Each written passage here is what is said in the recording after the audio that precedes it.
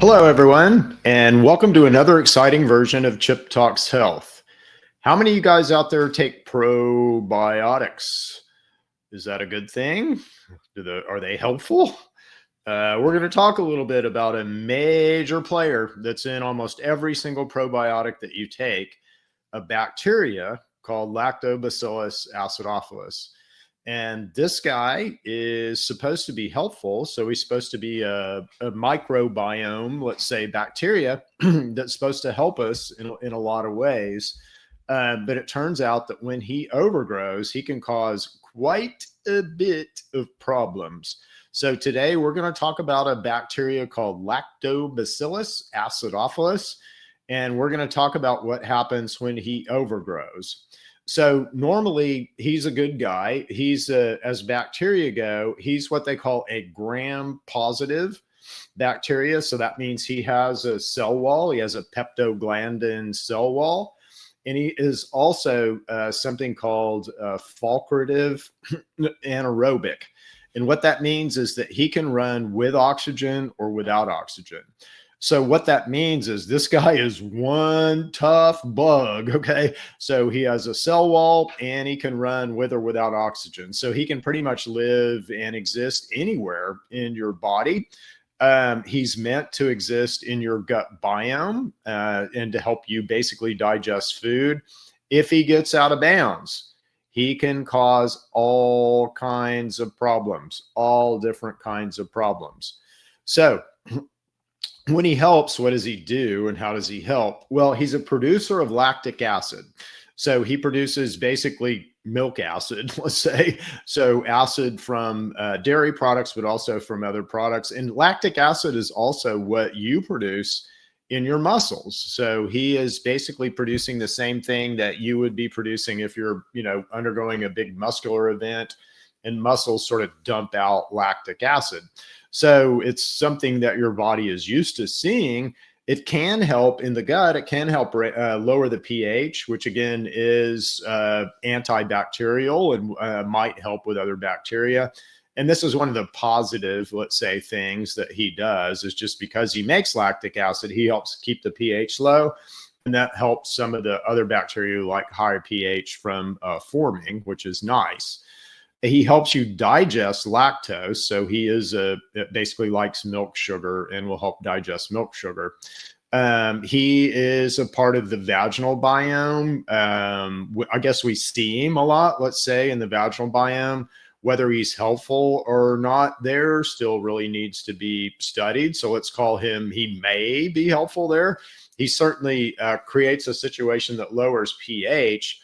And that is helpful in the vaginal biome. Most of the bad guys, let's say, that get in the vaginal biome that would cause endometriosis or UTIs, things like that, are going to be higher pH bugs. And so he helps kind of keep that pH lower, which helps keeps those guys away. He does stimulate part of the immune system, so he can help with other bacteria. And he does compete with, and he'll outcompete things like Candida, which is a fungus, Salmonella, and E. coli in certain settings. In other settings, he might harmonize with those guys to form biofilms, which you don't want. So in certain settings, he's good. But if he gets out of bounds, it's no good. And how does he get out of bounds? Well, he can overgrow, and he can overgrow in the small intestine. But that's not where he's meant to be. And he can dominate the small intestine. I mean, he can kind of wipe out every other bug in the small intestine. And so if you've ever heard of things like small intestinal bacterial overgrowth, SIBO, that is exactly what this is. So SIBO is caused by Lactobacillus acidophilus, and he can kind of overgrow that area, that small intestine area, and that can cause some real problems. If he does that, he can also persist in the upper stomach, in the esophagus. We see him in the gallbladder. We see him in the rectum. So we see him in both, let's say, in and outbound. So we can see him the pancreas sometimes. So he can overgrow in several different areas, and that's not good. This frequently gets worse. So he kind of gets out of bounds more easily and readily if you're using antibiotics or have just come off of antibiotics. If you take a lot of probiotics, because again, most probiotics have Lactobacillus acidophilus in them, you're kind of throwing gasoline on a fire, if you will, and you don't want to do too much of that. If you drink alcohol, alcohol will promote these guys. And, you know, I'm always trying to find, let's say, some excuse for where, you know, oh, well, a beer surely won't hurt these guys, or wine surely won't help these guys, or a, you know, shot of vodka once a week surely won't help these guys. It does. It does. Even one drink a week, 1 or 2 drinks a week will, you know, help these guys and hurt you. So that's not what we want. And again, you know, it's kind of up to you and your personal choices, but based on a lot of this information, Cindy and I have stopped consuming alcohol just because there's, you know, the harm here is just far, far, far above the benefit that we get from consuming alcohol. So everybody else, you guys might want to consider that.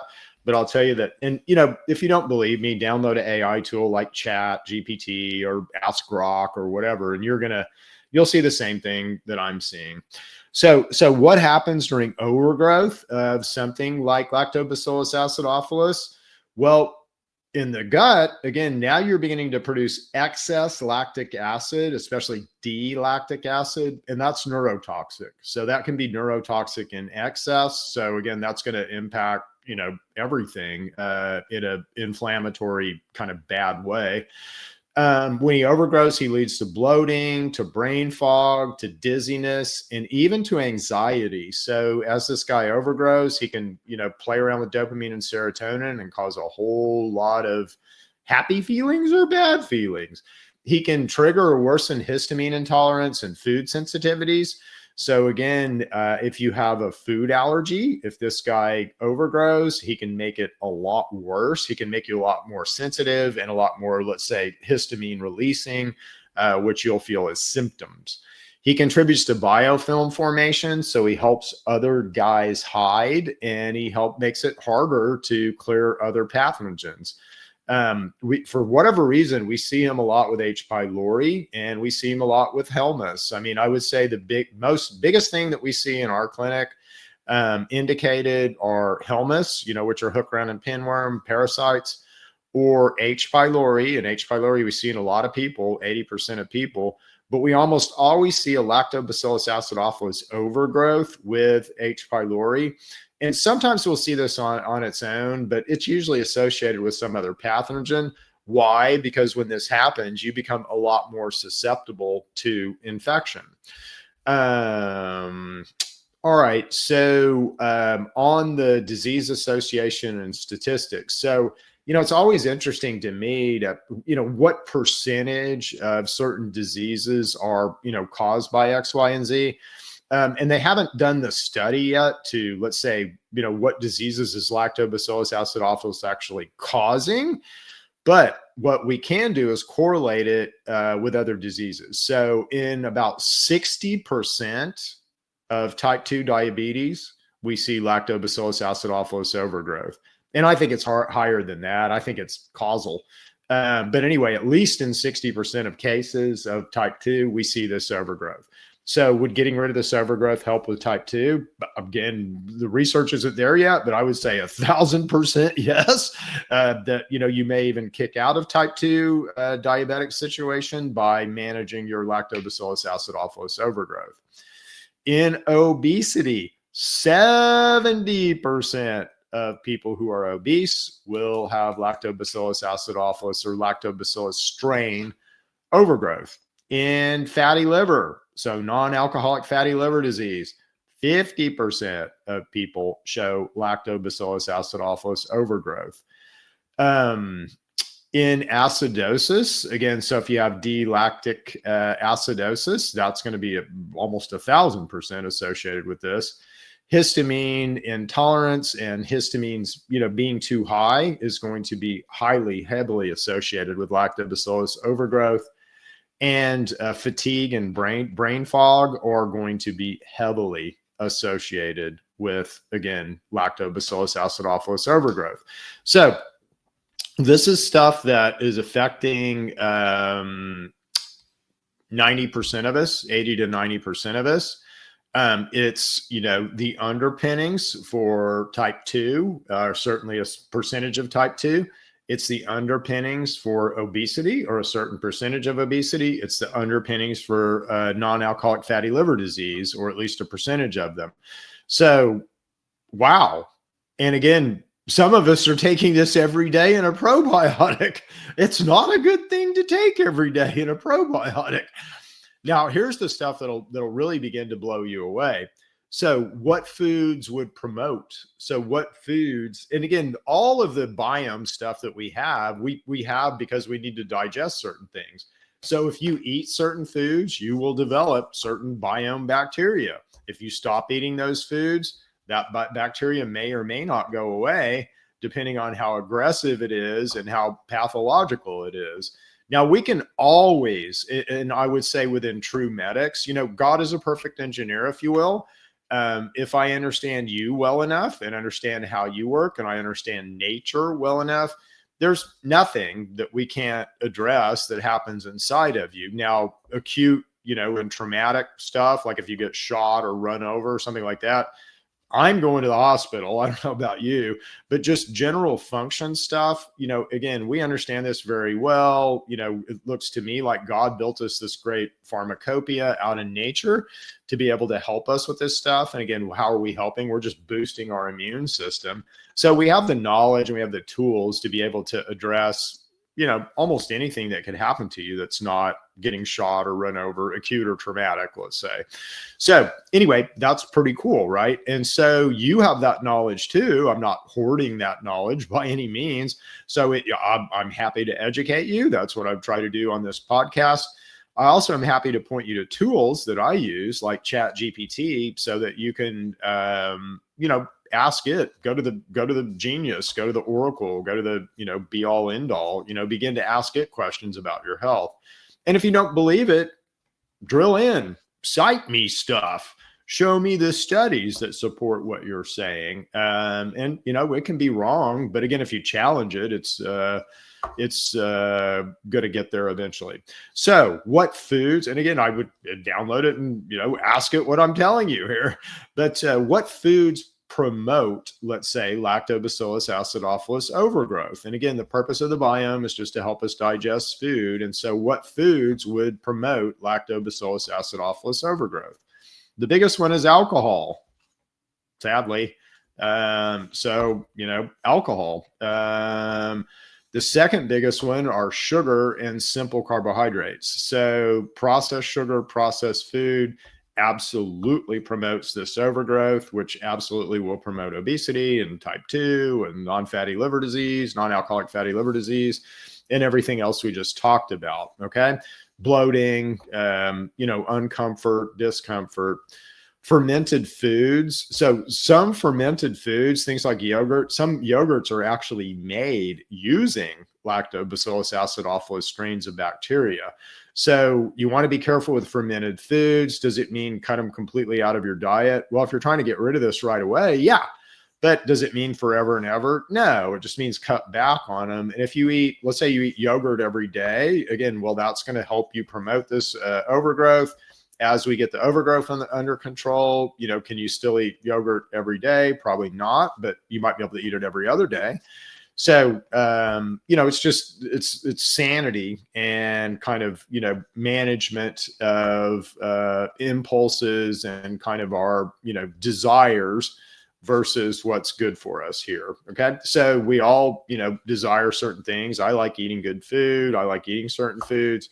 I'm not going to deny myself that forever and ever, but the stuff that's really harmful, I am going to deny myself, and I'm going to alter, my behavior toward more helpful things. So Prebiotics, so absolutely things like inulin, and we have products with inulin in them. So if you've taken our fast product, our weight loss product that has inulin in it, we're getting ready to change some of that based on this new information. But inulin in sensitive individuals will promote this overgrowth, and in those individuals that will hurt your ability to lose weight. So that's part of why we're making some changes. Low stomach acid diets or acid blockers. Now, what would a low stomach acid be? A diet be? Carbohydrates. So if you eat a lot of carbohydrates, you're not stimulating stomach acid, and that is allowing an opportunity for these guys to grow. So we have some guidance that is up on the website called Acid Up, where we want to really help you get your gut acid up, increase your gut acid, because gut acid will kill Lactobacillus acidophilus overgrowth. It will also kill H. pylori, and it will also kill Helminths. So it's a way that we can kind of address all three and basically give you the power to do it, in your own hands. So, taking can't remember if it's teaspoon or tablespoon, but of apple cider vinegar, an hour or so before your meal, 30 minutes before your meal, taking like a betaine HCl supplement, after you've taken a couple of bites of food. So those things will all greatly increase our stomach acid and will help us basically get rid and prevent these things from happening in the future. So what are some foods that suppress Lactobacillus acidophilus overgrowth?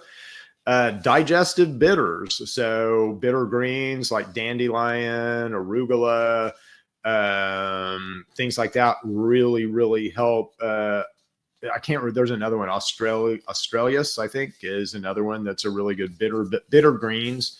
And if you take bitter greens about an hour before you eat, really helps kick up your stomach acid and it'll help you digest your food. Garlic, oregano, ginger really help with these overgrowths.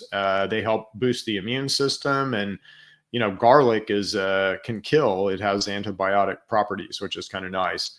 High polyphenol foods, so things like green tea and olive oil are high in polyphenols and will really help your body fight these guys off. Intermittent fasting, I think, is one of the best health tools out there. But fasting, either in an intermittent way or a prolonged way, will really help these overgrowths. And then digestive bitters and bile-stimulating foods. So beets, radishes, lemons, things like that absolutely help. So the last thing that I really want to talk about is how big of a problem this is. Again, we see this Lactobacillus acidophilus overgrowth in 80 to 90% of the people that we see.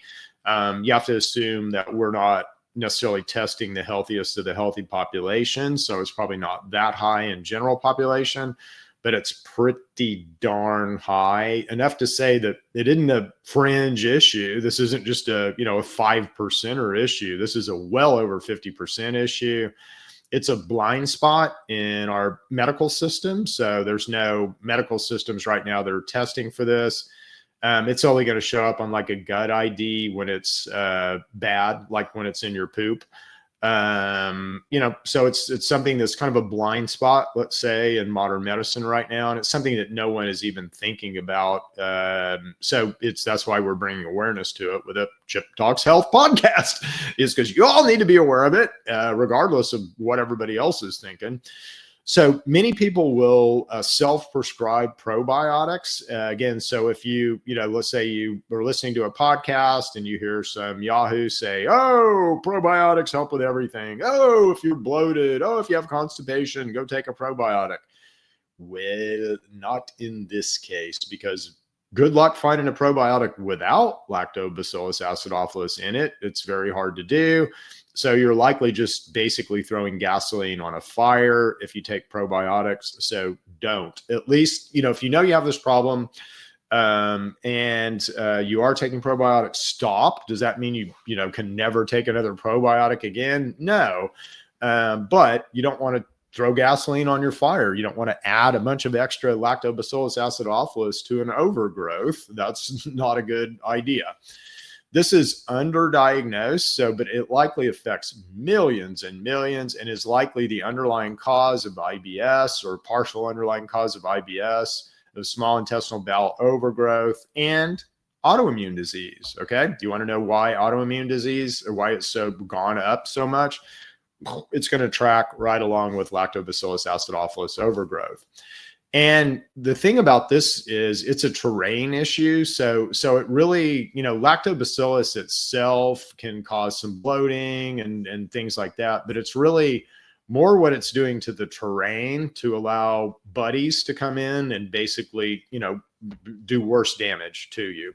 So it's more about the terrain that he causes and the situation, the lactic acid and things like that he's causing, rather than his ability to really do damage to you.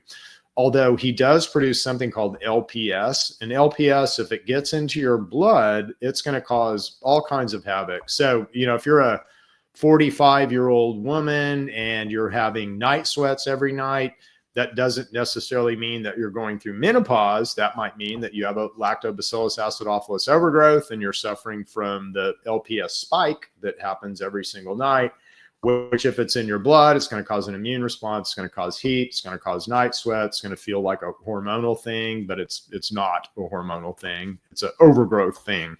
So if you have that going on, come see us. We have so how do we help here at True Medics? Well, I would say this is a new problem. So we're having to formulate for this problem, and we've got a new product called Metabolic Balance that's going to be directly at this. And this product also should really help with weight loss too, because it's getting in the middle of this signaling that happens where our adipose tissue kind of loses connection with the rest of our body. And if your adipose tissue loses connection with the rest of your body, you're going to store fat and trend toward type 2 diabetes. So this Metabolic Balance product is at that, but it's also at this Lactobacillus acidophilus overgrowth. So if you're looking for a way to kind of make it easy, now again, I'm always going to suggest that you still correct your diet. You still correct your behavior. So intermittent fasting, balancing omega-3, omega-6s, making sure that you got a good multivitamin. And then past that, watching your carbohydrate and fermented food intake and promoting really fats and proteins in your diet. So if you're not doing those things, it's kind of hard to overcome that with a product, to overcome, let's say, your bad behavior with one product. But if you're willing to play along, and again, it's not forever, it's play along for a month and let's get you turned around, then there's a lot we can do with our products. So we've got a couple of really good products in True Medics. Our kind of go-to with a Lactobacillus acidophilus overgrowth is something called our Gut Restore tablets. Our Gut Restore tablets have a lot of berberine in them. They've got a lot of garlic in them. So they've got a lot of things that will directly help manage this. Again, we have a new product called Metabolic Balance. It is based in black seed and omega-3 type oils, camelina oil. It's got a bunch of useful terpenes that really help manage this. And it is going to be super useful at obesity and type 2 diabetes, and it will also help manage this overgrowth. So Metabolic Balance would be kind of the #1 product that I would recommend. If you think you have this, our Gut Restore tablets would be right behind that. Then usually if we're starting working with someone who's got this overgrowth, what we'll see is as we start working on it, there's a lot of biofilms that will come off, and all of a sudden you'll have helminths. You'll see a lot of helminths that you might be infected with, and also potentially H. pylori. So we've got a product called D-worm, and D-worm will help with the helminths. The Gut Restore tablets help with the pylori. Then we've also got a tincture product called Calm Tincture. And our tincture product will really help with the histamine. It's also really good, or reported to be, let's say, a really good antiviral. But our Calm Tincture will help with the histamine. So it really kind of helps tamp down that food allergy reactivity and the other allergic type reactivities that can be caused by a Lactobacillus acidophilus overgrowth. And the last thing would be our Vitality Tincture and tablets. So these are more kind of general, but they're going to support just generally immune balance, mood stability, and help with the lactic acid buildups. So anyway, that's about all I have for you today on Lactobacillus acidophilus. Again, check out True Medics, TrueMedx.com. look for our metabolic balance product, look for the gut restore tablets, look for the deworm tablets. They'll really help in this situation. Hopefully you've learned something. If you have type 2, if you're obese, if you're overweight, this is likely the cause of it. It's not lack of willpower, things like that. It's a bug. So hopefully that helps you psychologically. But let's get after it, guys. Again, we don't have to have these things. So we can manage our diet and our behavior and our supplementation and get past these infections that are hurting us. So we'll leave it there for today. We'll see you guys back next week with another exciting version of Chip Talks Health. See you later. Bye. Thank you for tuning in to Chip Talks Health, where we uncover the truth so your body can do what it was designed to do, and that's heal. If today's episode helped you think differently about your health, give us a like, subscribe, and share it with someone who needs it. Want to go deeper? Visit TrueMedics.com to explore science-backed solutions, or book a bioresonance scan at Neighborly Wellness to find out the root cause of what's holding you back. Until next time, stay curious, stay well, and keep listening to your body.